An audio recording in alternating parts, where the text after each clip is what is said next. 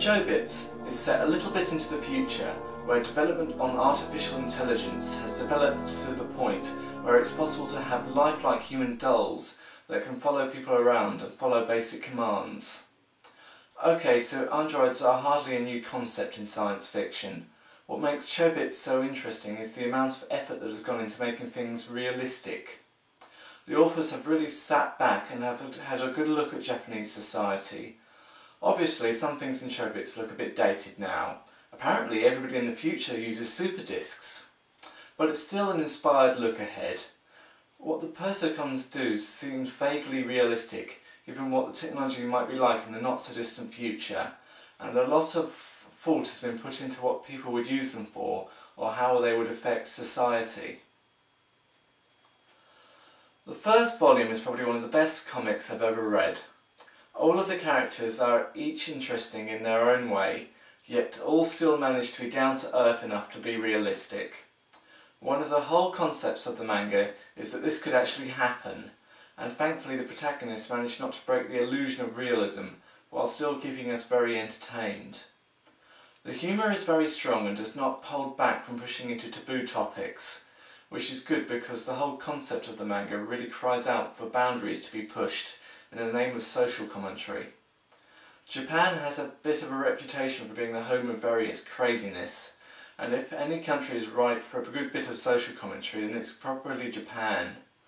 A very good translation also helps keep all of the messages on key. But alas, I have a bit of a gripe with the series as a whole. The high level of quality set in the first book does not continue into the rest of the series. You see, once the opening is over, Chobits is basically just a romance story.